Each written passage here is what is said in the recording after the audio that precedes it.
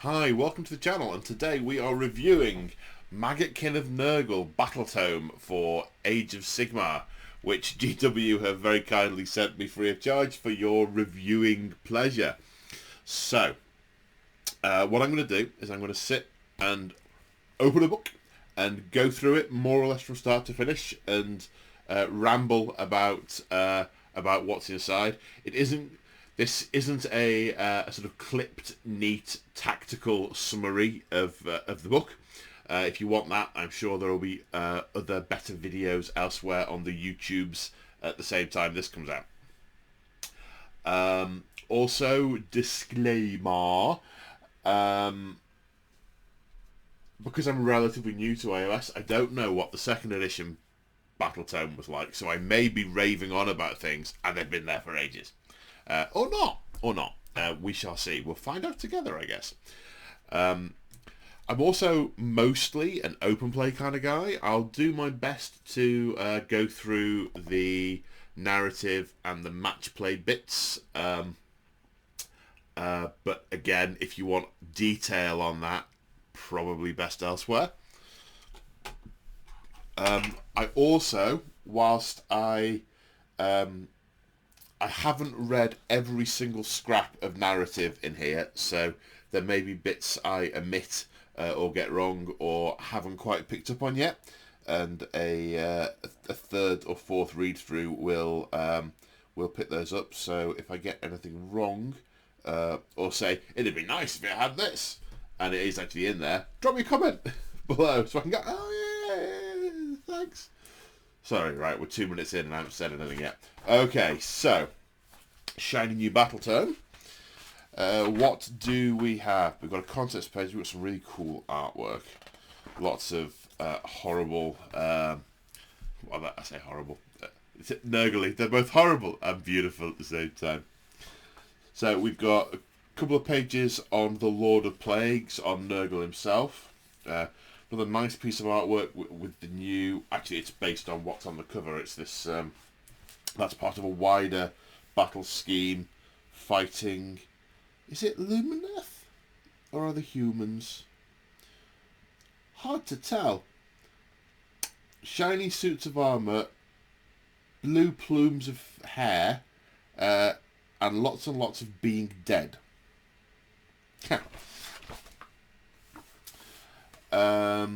So then we've got a bit about when Nurgle first started getting his hooks into the mortal realms, and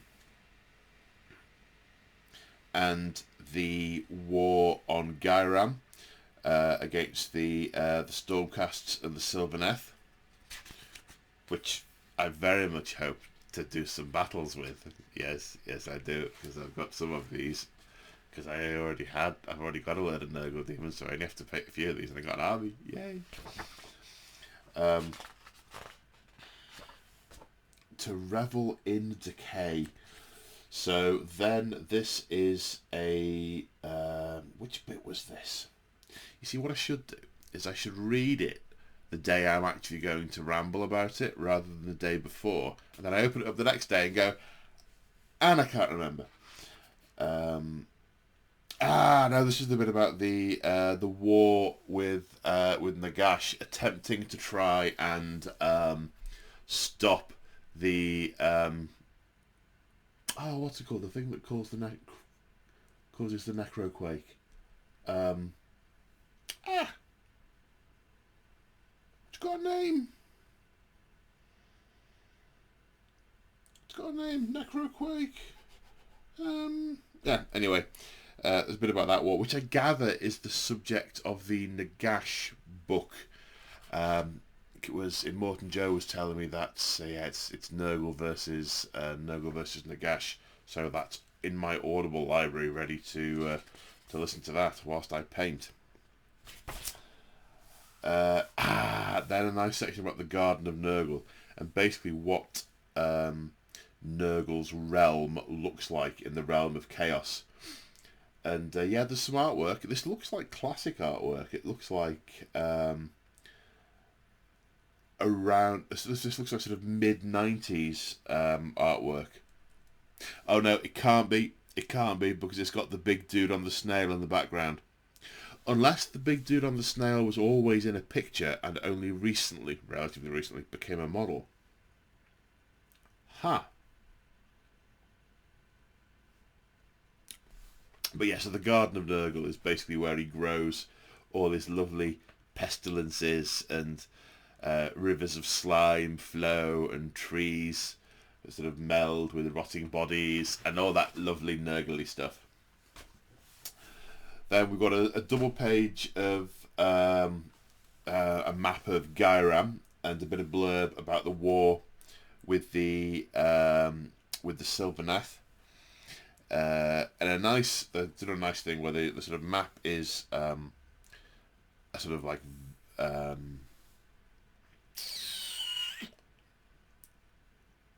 sort of pale bone, but sort of lifey type colour. What colour is life? Oh, bone. And then they've got sort of like this green patina everywhere Nurgle is infesting it, which is really cool. So yeah, I'm very much looking forward to playing some games in the realm of Gyram against Stormcasts and Sylvaneth. Oh yes, I am. Then there's the usual few pages where you've got lots of little vignettes, you know, sort of 10 or 20 lines. The Age of Myth, so there's the rot sets in, the powers that be, Angels of Decay. Then, you know, Age of Chaos, the Hour of the Grandfather, the Clock Strikes 7, the Third Great Sowing. All really nice flavour stuff. Well, I wouldn't taste it, but nice flavoursome. I wonder what flavour Nurgle is. No. And the Age of Sigmar.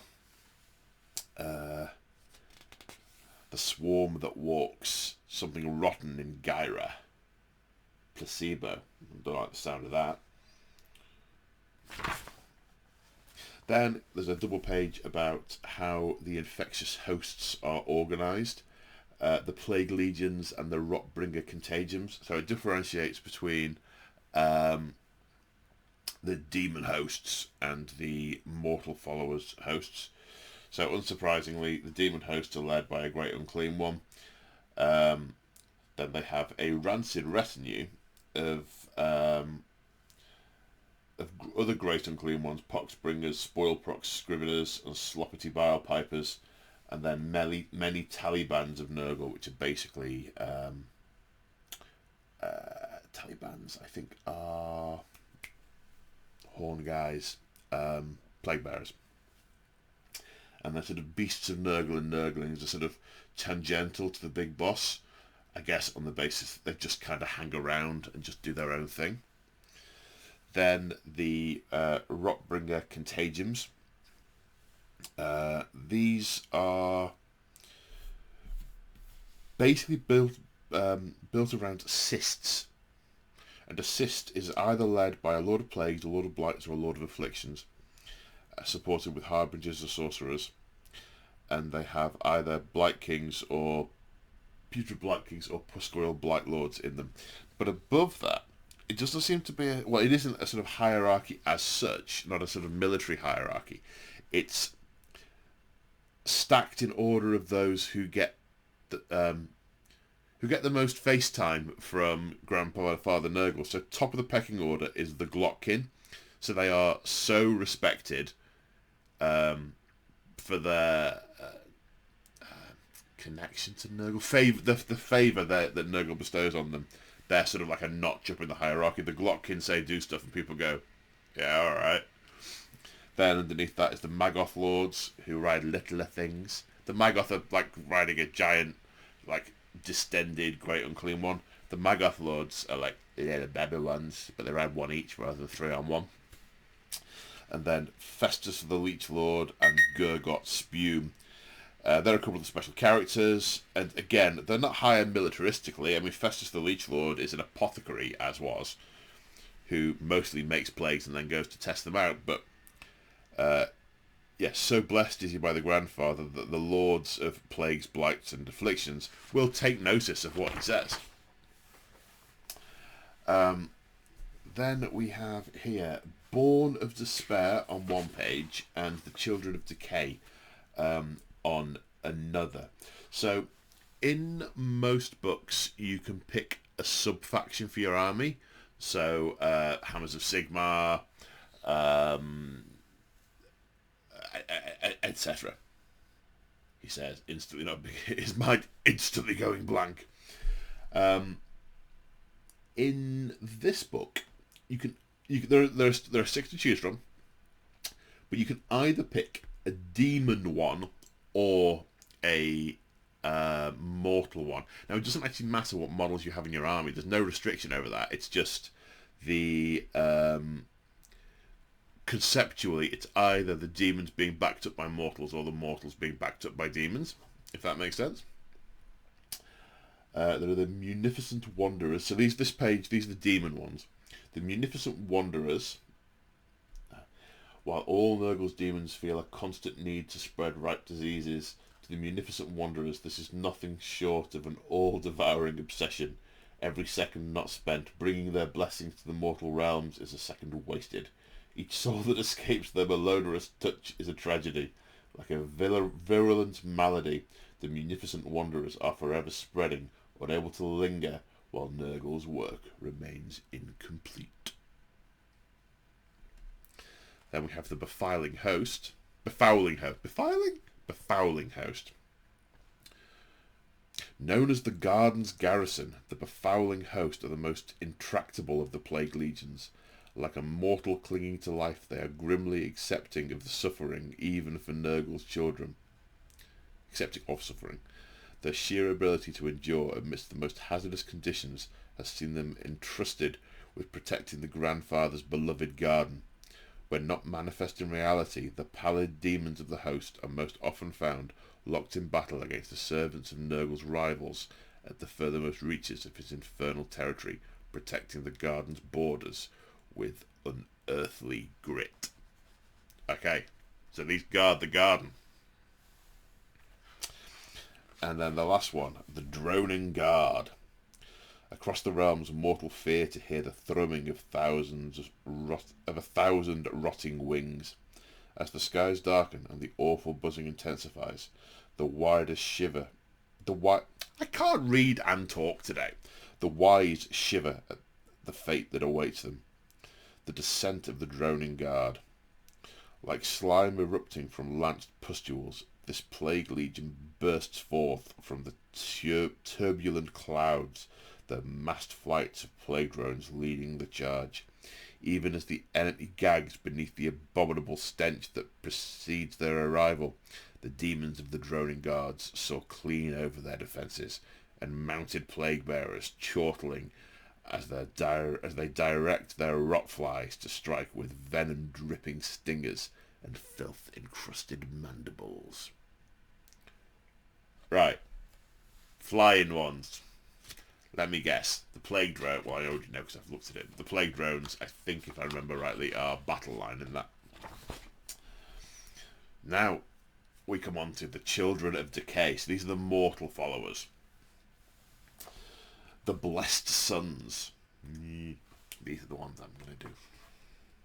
I'm currently doing. I've started painting them. Yes, I have. It's another video I've got on the go. Painting those.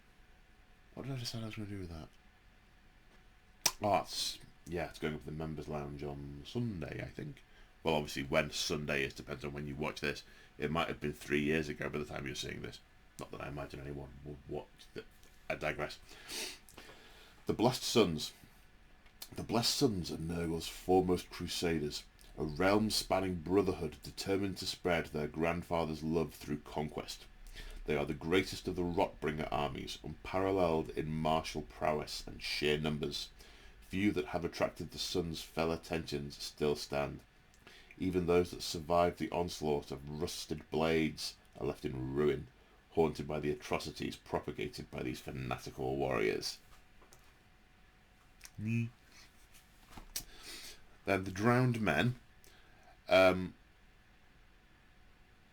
like this one, but it's all about ships and rotting galleys, and I don't know quite how I'd represent that on the tabletop. I'd feel the need for lots of terrain. So, The drowned men, clad in lacquered green and verdigreed copper, the drowned men are the crew of Nurgle's slime fleets. To look upon them is to witness a catalogue of those maladies that the sailors dread, their bloated flesh marked by scurvy as their wounds ooze briny pus. Then the Filth Bringers. No contagion seeks Nurgle's magical secrets as eagerly as the Filth Bringers. Through studying their god's deepest mysteries, these Rotbringers seek literal transformation into an unstoppable disease. Even the Filthbringer's appearance speaks to their lunatic aims. Their armour is crafted from the chitin of worm maggots, the same loathsome creatures that aid in the excavating the grim filth pits, while their pale flesh hints at the copious fluids they have extracted from themselves in the name of experimentation. Part occult servants of decay, part deranged scientists, their lofty ambitions are matched only by their cruelty. So these are thoroughly nice chaps. Thoroughly nice. So yeah, I'm going with the Blessed Sons. Part of it is I kind of knew what colour scheme I wanted to paint them, so I searched through the book to try and find which colour scheme, which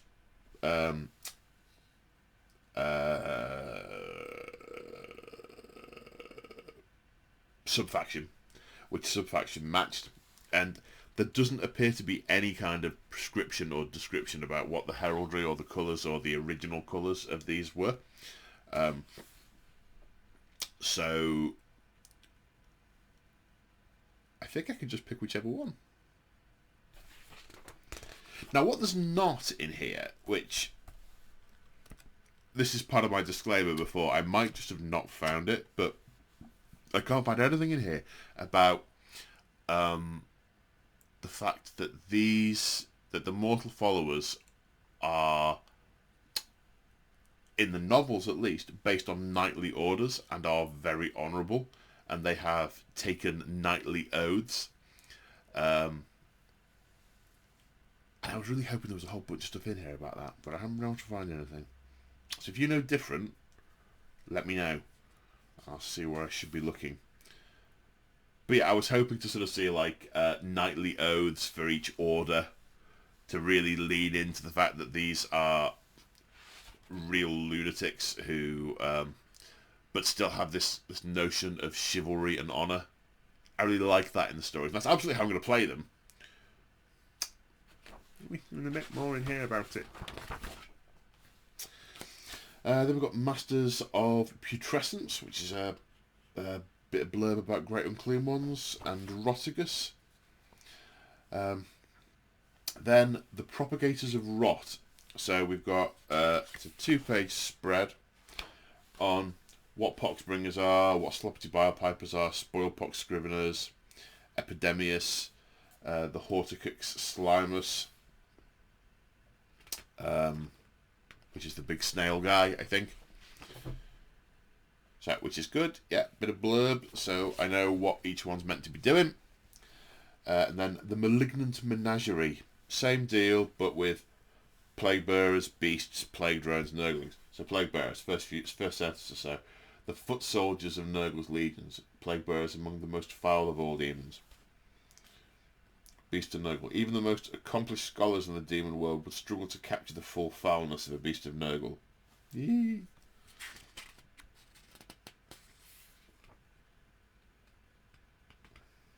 Oh, hang on. The first few words of this have caught my attention, so we're going to have some live learning of narrative.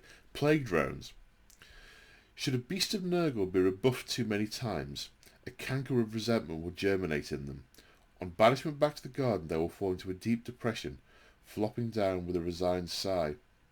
Bloated flies swarm over the demon to form a living chrysalis, within which a ghoulish metamorphosis transpires.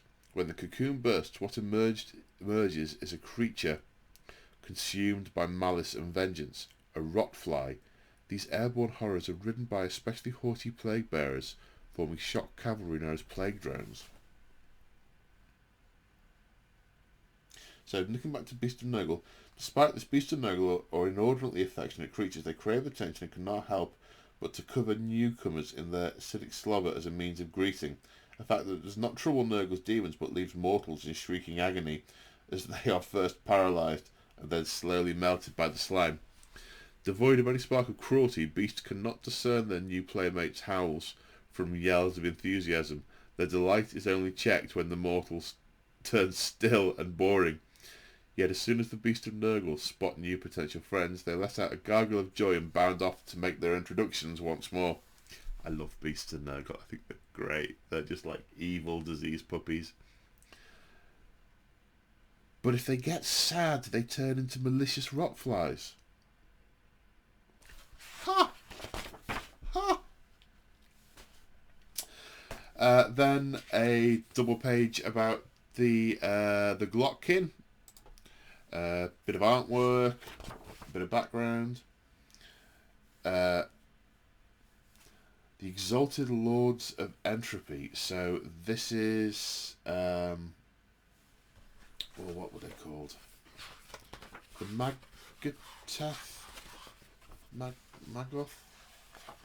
Ah, come here, page.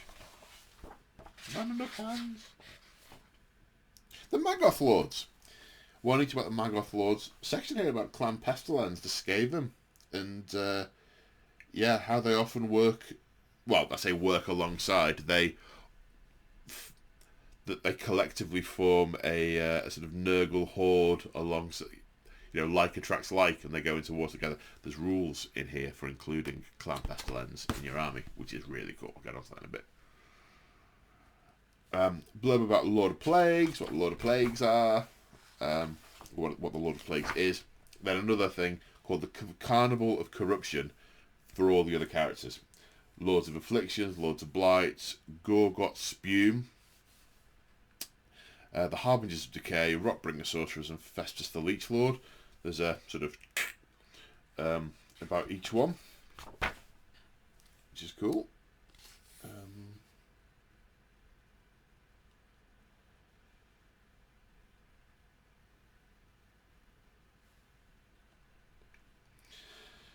Then this one, sorry, I'm just glancing down to see if I missed anything about knights on here, but I don't think I did. The Legions of Putrefaction, the armies of the Rotbringers. Then we got onto all the artwork. Actually, no, sorry, I tell a lie, this isn't artwork. These are photos of models. Yeah, lots of really nice pictures. Lots of demons done in different styles. Different armor types on the mortal followers.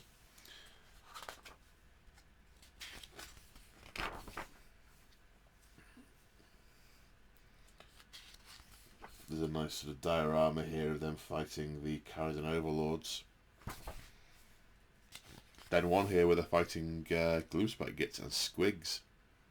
Lord of Afflictions and their Pusgoyle Blight Lord retainers seek to spread their plagues as swiftly as possible. The more febrile the target, the more quickly such poxes will mature and spread. Yeah, okay, give it to a squig, wind it up and push it back in the pack.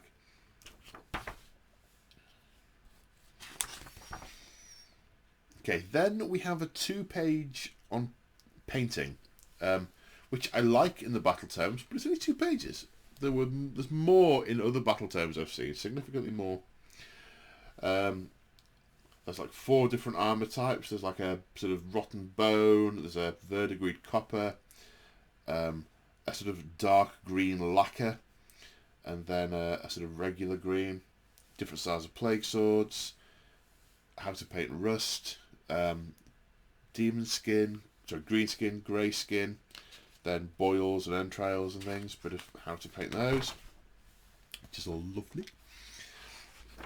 Then we're into rules, the armies of the Plague God. Okay, actually I'm going to put the book down for a second. Now most people have paused the video here and edit it, but thirsty. See, if I have to edit it, then I've got to compile it, and I don't do editing. Still no sponsorship deal. Okay. So the battle traits. There's some really interesting stuff in here. So first off, the Plague Legions and Contagions. So you pick either a Plague Legion or a Contagion. They're the 6 that I went through. There's more detail in them further on. Then Diseased is a new... I don't know if it's new. Diseased is new to me. Mechanic.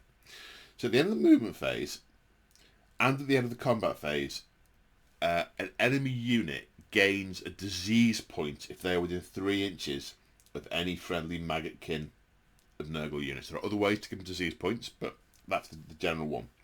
And you can have a maximum of 7 disease points at any one time. At the start of the Battle Shock phase, you roll a dice for each disease point, and for a 4+, that unit takes a mortal wound. So it's just a constant attrition of units becoming ill and dying. And at the end of the phase, you reduce the number of disease points to 1. Not none, 1. So they can always potentially take more damage. Basically, the plague takes root, and the rot continues, and eventually everyone dies.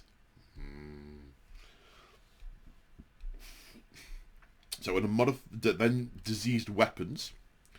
If the modified hit roll of an attack by a missile or melee weapon is a 6, the attack inflicts 1 disease point on a target in addition to the damage it inflicts. So if you throw massive dice at one unit, you're going to rack up the 6s and they're going to get lots of disease points. So the more you hit them, the more damage you potentially inflict in the Battle Shock phase. How would this work if you were fighting Nighthaunts?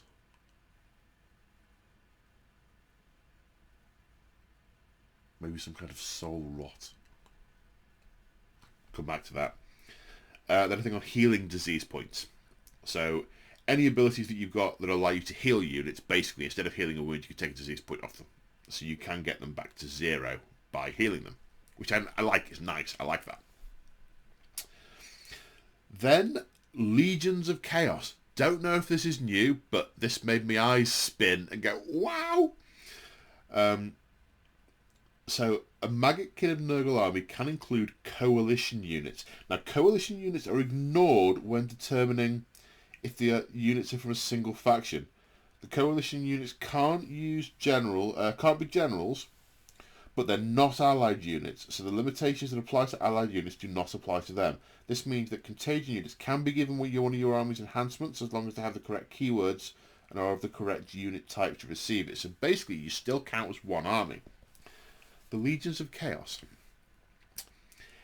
2 in every 4 units in the army can be a coalition unit from the Slaves to Darkness faction that has the Mark of Chaos keyword. Those units must be given the Nurgle Mark of Chaos keyword. So you can take Chaos Knights, what are they called? Marauders, as long as you can give them... Obviously, I don't know what is in that book. I think you can give all those the Mark of Nurgle keyword. I remember reading someone's comment a little while ago saying, "Oh, I wish there were some cultists that we could include in the Maggotkin of Nurgle." Well, you can. They're not allied units. It's the coalition, so you can totally build a single army based around all of this.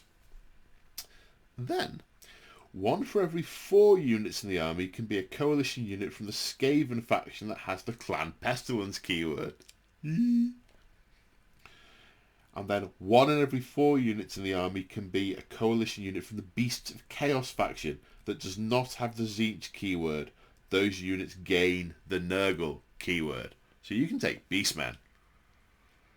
So 2 in every 4 units can be Slaves to Darkness, 1 in every 4 can be Clan Pestilence, and 1 in every 4 can be Beasts of Chaos. So in theory, ignoring the fact that they can't be the general, you could have 2 of those, 1 of those, and 1 of those in every ratio. And then you could just put like 1 plague general in or something, and so that still would be a coalition army. Wouldn't feel quite right, but you can bind all these forces. I mean, basically, it's a Grand Army of Nurgle, isn't it? It's a Grand Army of Chaos, but done under the Nurgle banner, with all the Nurgle buffs and enhancements and things from this book that you can give to them as well. Nice. I like that. Then we have... There's a lot of battle traits. Then we have Disgustingly Resilient. Friendly Maggotkin of Nurgle models have a ward save of 5+. In addition, at the start of your hero phase, you can heal 1 wound allocated to each friendly Maggotkin of Nurgle model. Start the turn, every unit, heal a wound. Technically every model heal a wound, but you're unlikely to have more than 1 injured model per unit, so same difference. Lords of Fecundity come under this. I remember glancing at this, but I can't remember what it was. The following units are each a locus of fecundity. Each a locus of fecundity. The Great and Clean One, Horticork Slimax, the Glotkin, and Festus the Leech Lord. The Disgustingly Resilient battle trait heals D3 wounds allocated to a model instead of 1 if that model's unit is within 14 inches of any loci of fecundity. And some of these have got lots of wounds. You small model count, lots of wounds. So, ooh, note to self, buy Festus the Leech Lord.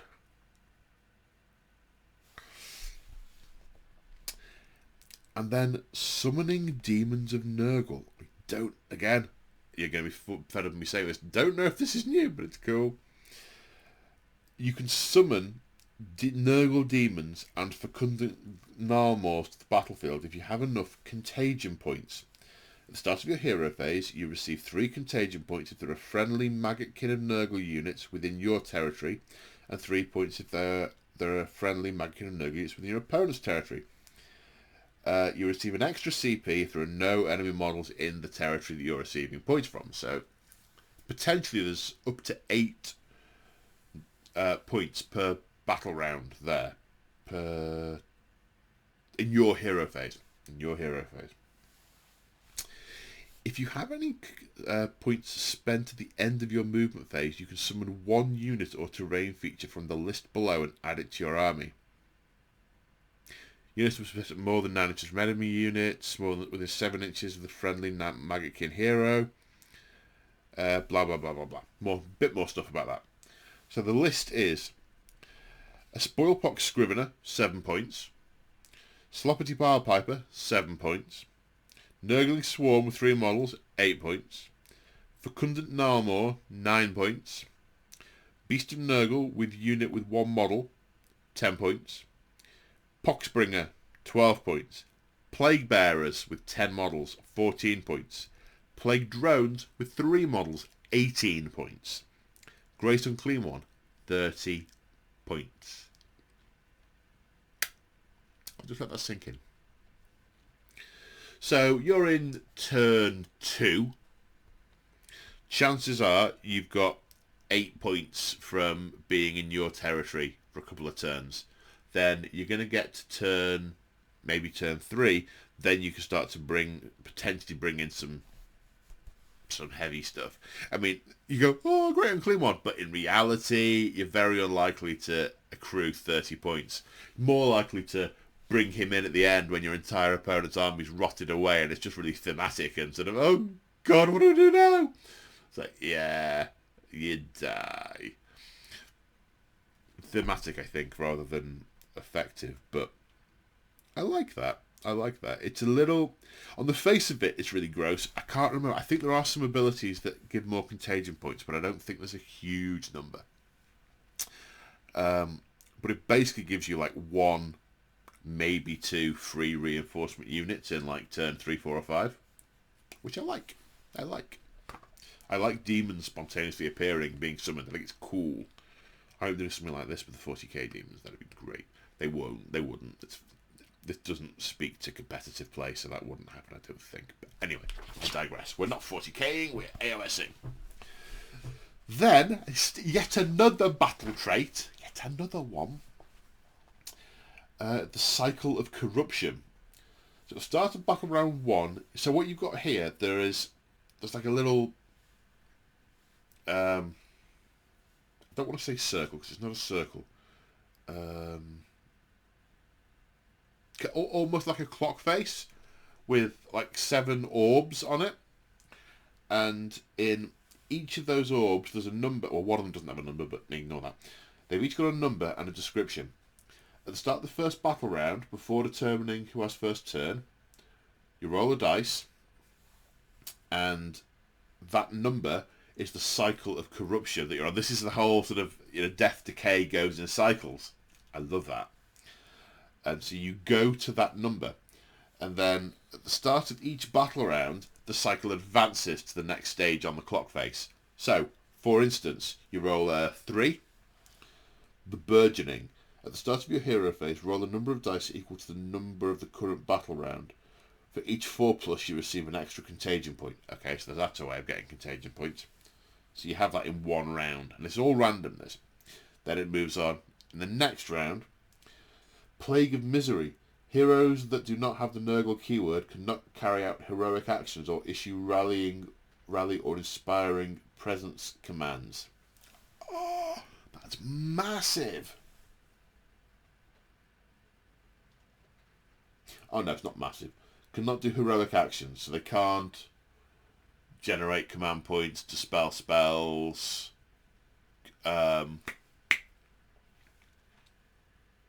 heal up, or it's not called Go For It, it's called Their Finest Hour. But they can't rally or stop you running. Okay. Then number 5, Nauseous Revulsion. -1 from charge rolls for enemy units that do not have the Nurgle keyword. Enemy units that do not have the Nurgle keyword cannot finish a piling move closer to a friendly Nurgle unit than they were at the start of the move. So basically you can't pile in. Nauseous Revulsion, so they won't get close. You just smell so bad. They're just... 6, Rampant Disease. Add 1 to disease rolls that you make, so that will trigger on a 3+. Then, this one doesn't have a number, so you can't start on this one. This is between 6 and 1. Corrupted Regrowth. At the start of your hero phase, you receive 1 extra contagion point for each feculent gnarl more on the battlefield. Then it starts again, back to number 1. Unnatural Vitality. Maggotkin of Nurgle heroes have a ward of 4+. Well, they've got a 5+ anyway, so it's only an additional 1 onto that. Number 2, Fecund Vigor. All units are treated as being within 14 inches of a locus of fecundity. I mean, these units are incredibly expensive. I mean, 1 basic battle line unit of 5 Putrid Blight Lords is 250 points. A unit of Plague Bearers is 108. Is 150 points. These are a lot of points. And they've got all these things that layer over them. The disease mechanic, the disgustingly resilient, the ability to summon demons, and the cycle of corruption. They all layer over it. Woo! Okay, then we're on to enhancements. So they have different ones for mortal heroes and Nurgle demon heroes. I'll just pick a couple to go through, 1 from each. Avalanches of Rotten Flesh, that sounds interesting. After this general makes a charge move, you can pick 1 enemy unit within 1 inch and roll the number of dice equal to the charge roll for that charge move. For a 6, the enemy unit suffers 1 mortal wound and gives the enemy unit a disease point. Overpowering Stench. Enemy units from 7 inches cannot issue commands, and enemy units wholly within 7 inches cannot receive commands. That's nice. So they're mortal ones, and then the demon ones, pestilent breath. At the start of your shooting phase, pick one enemy unit within 7 inches of your general.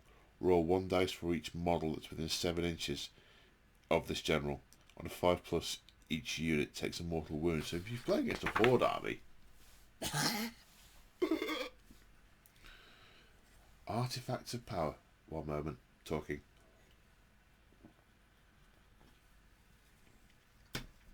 Just talking and talking and talking with no break. It's thirsty work. Again, split down by mortals and demons. Pick a couple. I'll do 1 from the mortals and 2 from the demons. There's 1 this time. Shield of Growths. You can reroll saves for attacks that target the bearer if the save roll is equal to or less than the number of wounds allocated to the bearer. What? You can reroll save rolls for attacks that target the bearer if the save roll is equal to or less than the number of wounds. So, if it's a 1 damage, does that mean attacks that have wounded, or does it mean the damage on a save? I'll have to check the wording in the main rule book for that. But I think that means if it's a 1 damage weapon, you can reroll failed saves of any failed save. It's a 2 damage weapon.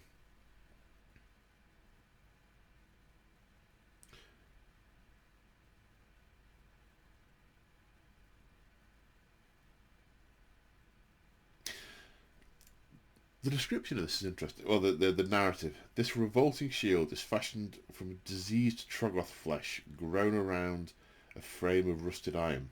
The more damage it takes, the more it regrows, bulging outwards into a ponderous bulwark of rotting blubber and skin. So you would re-roll saves of 2 as well, because it's equal to or less than. Because 1s always fail. So if it's 2 damage, you'd re-roll 1s and 2s. If it's 3 damage,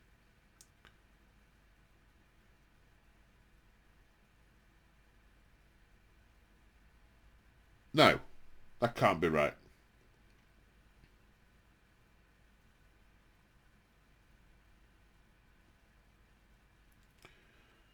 I'm not sure about this. You can reroll save rolls for attacks that target the bearer if the save roll is equal to or less than the number of wounds allocated. So, number of wounds allocated. So if you've been hit 3 times,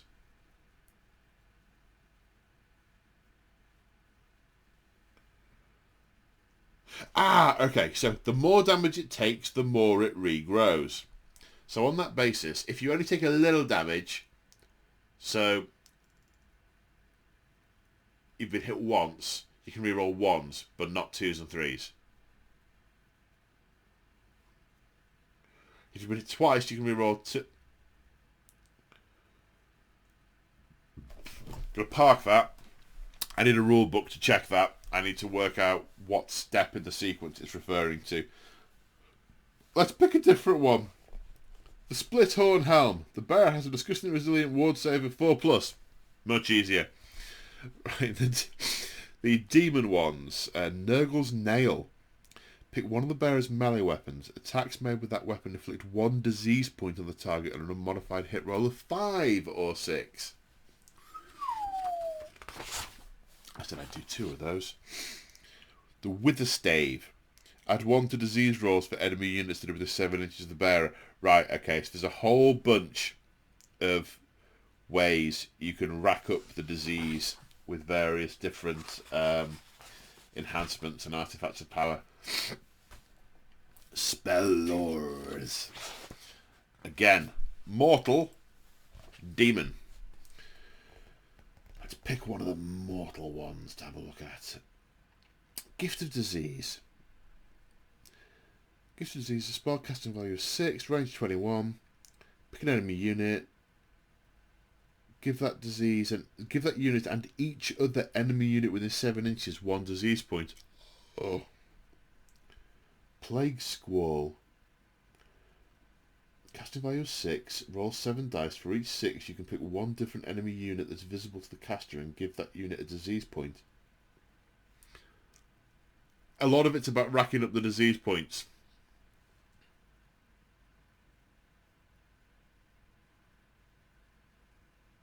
Wow. Then the Law of Virulence, the demons. Stream of Corruption. Casting value of 6, range of 7.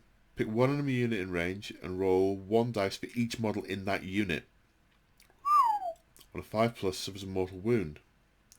You can say that you're going to increase the range of it to 14 inches, but then you will only do a mortal wound in a 6. Okay.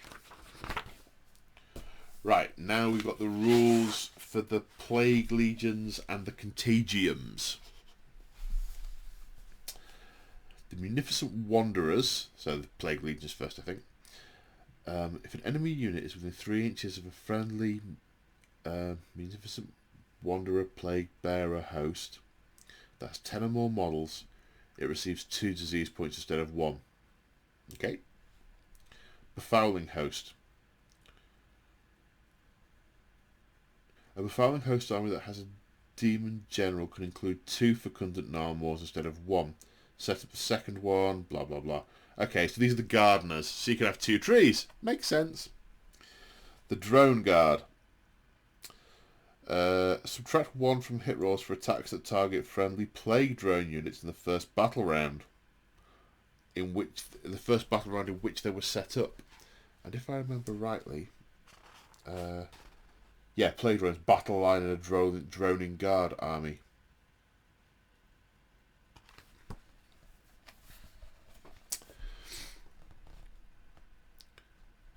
Blessed, so these are the mortal ones. Now, Blessed Sons.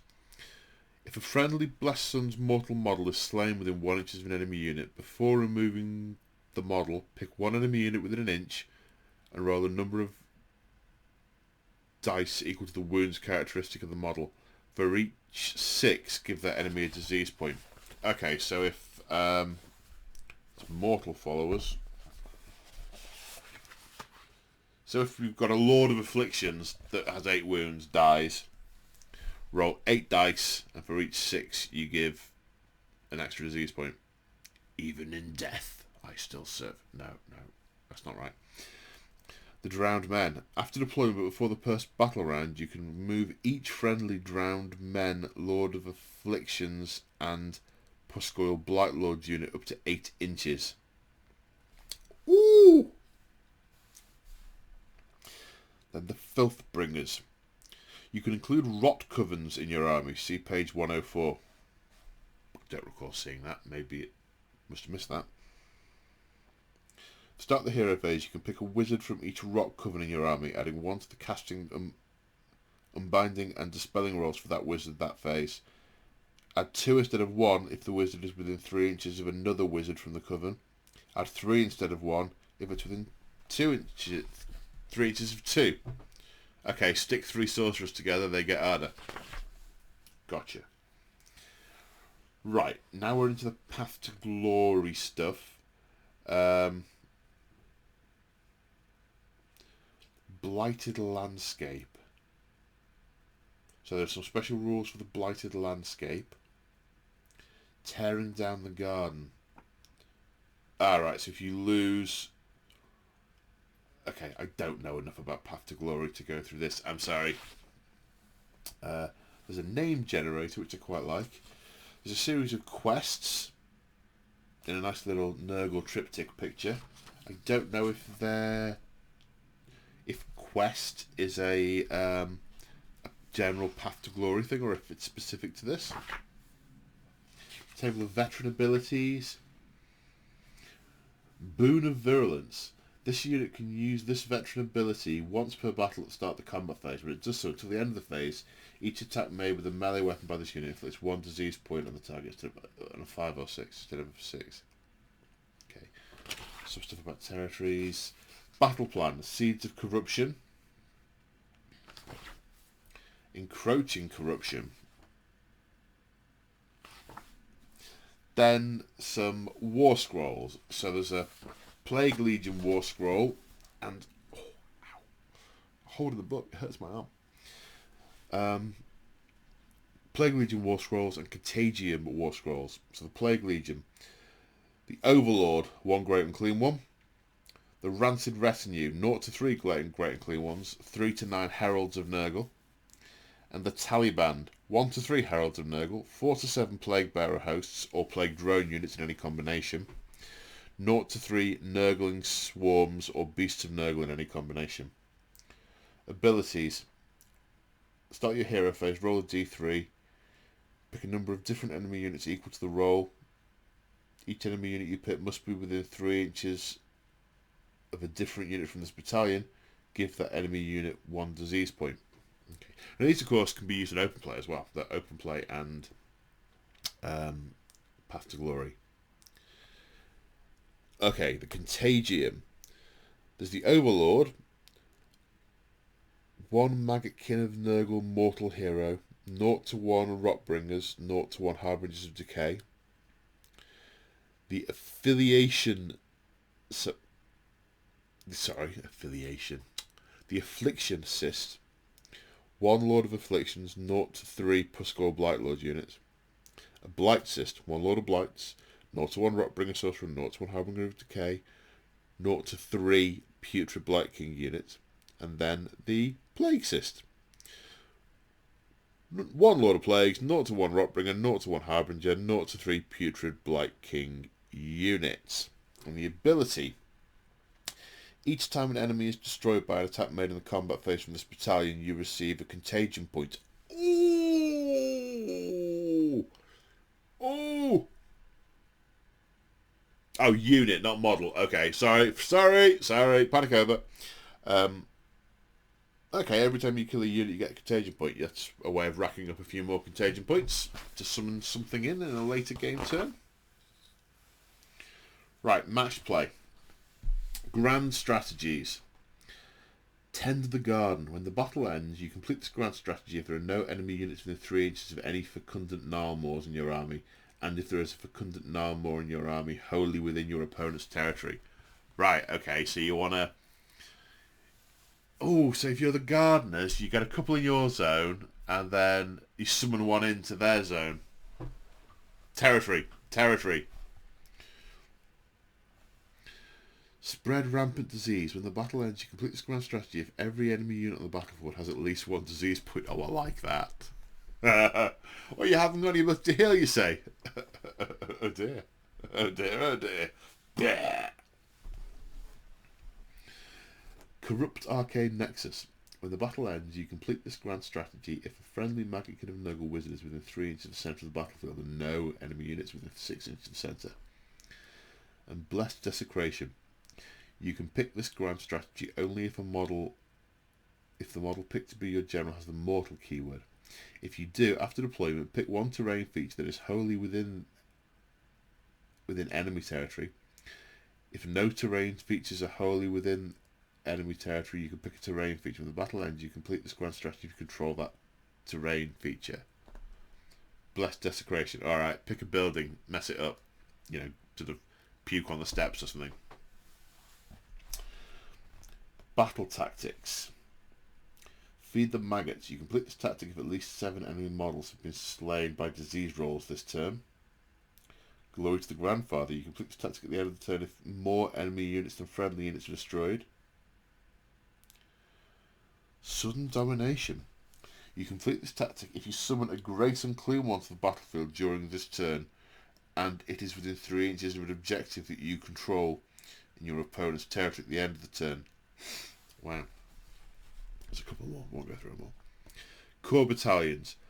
Thricefold Befoulment. 3 Great Unclean ones, for which you get Magnificent to gain an extra enhancement. Or there's a Rotbring Assist. So a mortal Maggotkin of Nurgle leader with a wounds characteristic of less than 10. 1 compulsory, 2 optional. And then Rotbringer mortal troops that are not a leader, artillery or behemoth.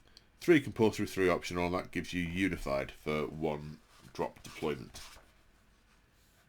I mean, that looks remarkably similar to a lot of the core ones, but never mind.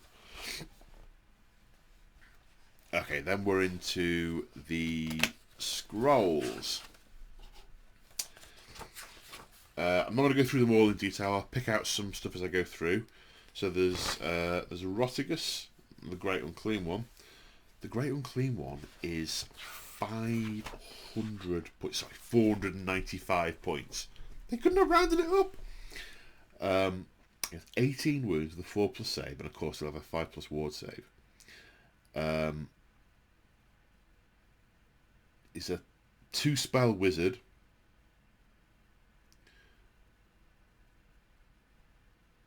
Bloated with corruption. If a ward save for this unit is 6 inches, pick an enemy unit within 3 inches, they gain a disease point. Mountain of Loathsome Flesh.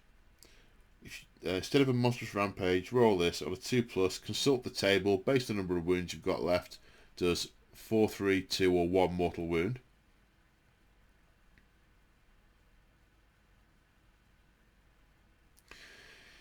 Putrid Offering. In the hero phase, if it's armed with a bile blade, you can take a mortal wound and cast an extra spell. You can't negate that mortal wound. Plague Wind. This is his spell. If successfully cast, pick 1 point of the battlefield within range and visibility of the caster. 14-inch range. Roll a dice for each enemy unit passed across. Oh, draw a straight line to that point. On a 4+, that unit suffers a disease point. So he basically spews in a big long line. So what's he got? His Noxious Bile, 7 inches, D6 attacks, 3+. The wound is variable, starts at 2+, goes down to 5+. -3, 2 damage. And then they can either have a Bile Sword and Plague Flail, or a Doomsday Bell and Plague Flail, or a Bile Sword and Bile Blade, or a Doomsday Bell and Bile... Okay, they can have lots of combinations of different things. Then there's the stats for each of those. The Bile Sword's the nastiest. That's a flat 4 damage. 4 attacks. 4+, 3+, -2, 4 damage. Yowzers.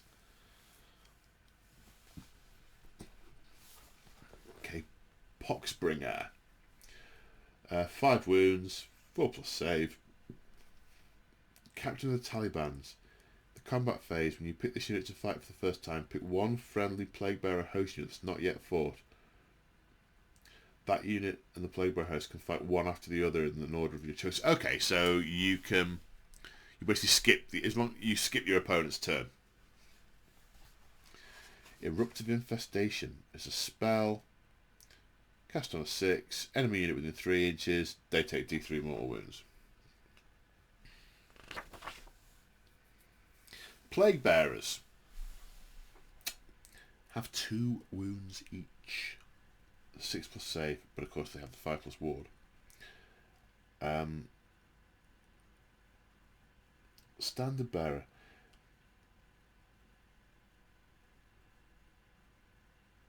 If the modified battle shock roll is a 1, you can return 1 slain model. Musician. Reroll battle shock rolls of 1 for enemy units within 6 inches. Cloud of Flies.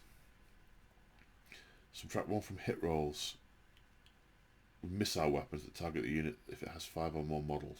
Okay. Nurglings, 4 wounds a base. Hidden Infestation, so they can basically deep strike. Endless Swarm. At the end of the battle shock phase, heal all the wounds that have been allocated to this unit. So I did check the wording of this. So it won't bring models back, but if you've got a Nurgling base down to 1 wound, it's now fine.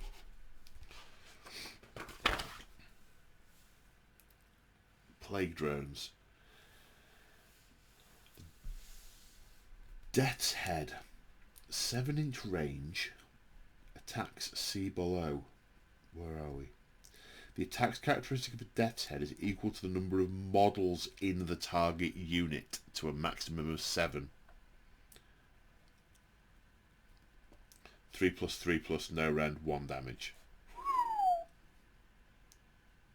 And it's Plague Swords and Claws, Mouth Parts and Stings. Claws, Mouth Parts and Stings. 6 attacks, 3+3+, no rend, 1 damage. Nice. A bunch of special characters. I tend to skip over special characters. Lord of Afflictions. So he's the flying character on the Rotfly. 8 wounds, 3 up save, 8-inch move. He's armed with a Fester Pike, which is 4 attacks, 3+3+, 1 rend, D3 damage. Rack and Ruin. After this unit finishes a charge move, roll the dice for each enemy unit within an inch. Add 2 to the roll if the unit is armed with a Dolorous Toxin. On a 4+, the enemy unit suffers D3 mortal wounds. Jeez.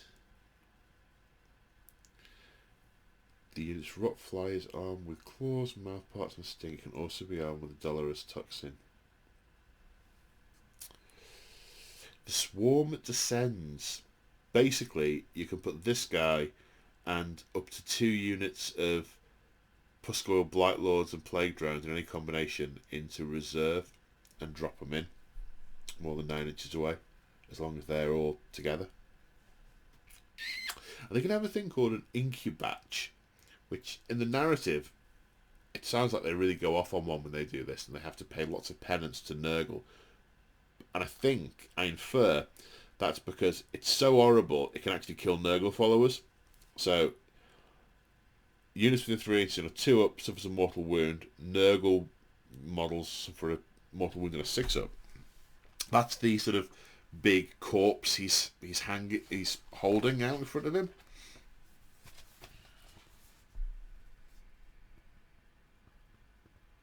Lord of Blights.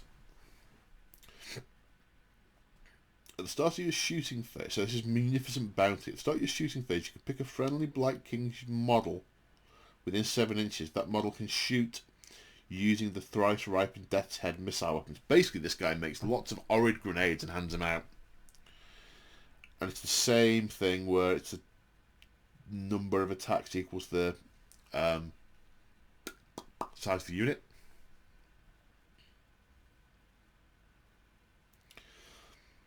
Lord of the Blight Kings. Alright, this is a similar thing to the Poxbringer, where you can pick one of your units to fight after you, interrupting your opponent. The Harbinger of Decay. The Augur of Entropy. This is quite interesting. Harbingers of Decay are diseased prophets able to divine omens through grisly rites and observing the spread of sickness.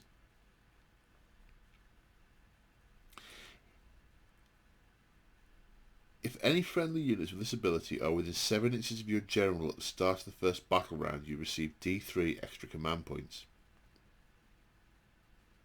That's mostly what this guy does. He also has an ability potentially to shut down use of command points in your opponents. And he's relatively punchy, but yeah, he sees the future and stands next to your general and goes, yeah, do that. That's not going to work. This will work. Then the new Rotbringer Sorcerer. Tainted Endless Spells. If this unit summons an endless spell for the purposes of the disease battle trait, that endless spell is treated as a unit with the Maggotkin of Nurgle keyword. That is in the same army as this unit. Stream of Corruption, that's the same one as the Great Unclean one had. Sorcerer 1 spell.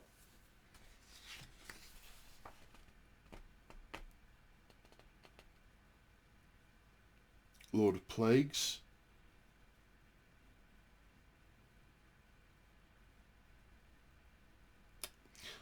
Rotten Corpse Mulch. You receive an extra contagion point for each unit destroyed by this unit.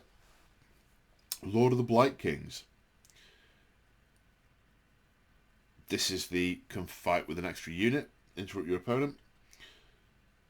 Sevenfold Slaughter. At the start of the combat phase, pick one enemy Blight King's unit that's wholly within 12 inches of this unit and has not fought yet. Add one to the attack characteristic of the melee weapons. Goodness me. Right, then we've got the Putrid Blight Kings themselves. So, 4-inch move, 4 wounds, 4+ save, bravery of 8. 5 attacks, 1-inch range, 3+, 3+, -1, 1. The champion can have a bravery of 5. The standard bearer adds 1 to the bravery. And the musician forces your opponent to re-roll battle shock rolls of 1. Relentless Attackers. At the end of the combat phase, pick one enemy unit with a wounds characteristic of 3 or less that's within 3 inches of this unit. Roll 1 dice for each model in this unit that's within 3 inches of the enemy unit. For each roll that exceeds that enemy's unit's wound characteristic, the enemy unit suffers 1 mortal wound. So if you're fighting a load of 1 wound things, then, and you've got 4 guys left, 4 dice, each 2+ does a mortal wound. It's not a huge amount of damage with the actual weapons in these guys. It's the layers of disease and mortal wounds that do it. The Puscoil Blightlords, they also have that rule, the Relentless Attackers. They're the same blighted weapons, and their rot flies have the same claw, mouth parts, and sting, so 6 attacks, 3+3+-1. They have a rack and ruin rule.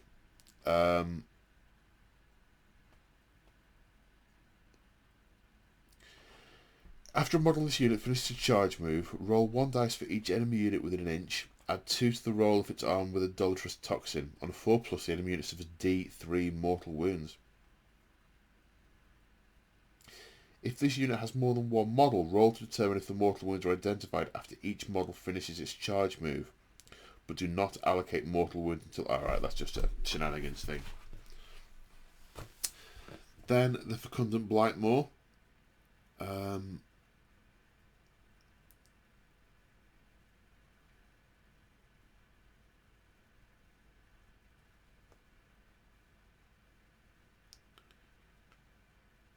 You receive 1 contagion point for each Fecundant Blightmoor. Fecundant Gnarlmoor in your army that's on the battlefield and has no enemy models within 3 inches of it. So they're contagion farms. Ooh. Then we've got the pitched battle stuff. So Beast of Nurgle, a battle line and a befouling host army. Plague Drones, a battle line and a droning guard army. Puscoil Blightlords, a battle line in a drowned men army, or if the general is a Lord of Afflictions. It's important. And one thing I am very, very pleased with, they've got an option in here. They've got 2 options for Puscoil Blightlords, for a unit size of 2 and a unit size of 1, which means if you buy the box and you want to do a Lord of Afflictions, previously you were left with 1 guy just hanging around that you basically couldn't use because they came in multiples of 2. Now there's a single option, so you can include 1 unit of this type for each Lord of Afflictions in your army, but it cannot have the battle line battlefield role. Does that make sense? I'm not sure what that last bit, but so the way I sort of read that is because the unit size is 1, you could take a unit of 3 by just reinforcing it 3 times. I think that's right. So I've got 2 boxes. So I'm going to do 1 Lord of Afflictions, and I'm going to do 1 unit of 3. Nice. Oh yeah, I missed that. Those guys have got 8 wounds. Points wise, Plague Bearer is 150 for 10. Lord of Afflictions 210. Lord of Blight 150. Plagues 145. Poxbringer 145. Great and Clean 1495. Beast of Nurgle 110. Nurglings 105. Plague Drones 200. Blight Lords... Oh, I lied, they aren't 250. They're... Oh no, yeah, Blight Lords are basically 110 each. Allies: Blades of Corn, Head Knights of Sinesh, slaves to darkness, excluding Zeech units. I think that's kind of superfluous given what it said earlier on, but okay. So there we go. What do I think? I really like that. It's really got a sort of very hard to kill and slowly wear you down kind of vibe to it, which I think is very Nurgle-y. There seem like there are a lot of rules. They almost seem to be doing... I mean, it's nothing like 40k level of complexity, which is good. But I guess I'll reserve my judgment until I've actually played them. I think you'd have to have... You've got a few things to keep track of. You've got to keep track of your contagion points. You've got to keep track of the disease and your enemy units. I'm going to order some of the Nurgle dice for the disease on the enemy units. Just because... So there's a bit of housekeeping to go with it. It took me a bit to get my head around it, but with a bit of luck, after playing it a couple of times, it'll be fairly intuitive. That's what I'm hoping. Of course, it could be too complex. I don't know. But yeah, I like what they've done with the units. Nothing particularly stood out to me as I don't like. I wish there was more stuff in here about the knightly orders for the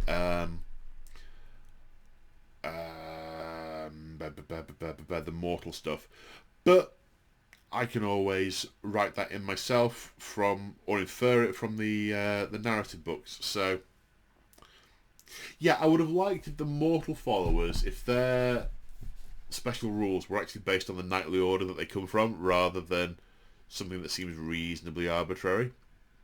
Yeah, I think that would have been... I would have preferred that. But other than that, I really like it. Good stuff. Okay, so that concludes this review. I hope you've enjoyed it. I hope it's been useful.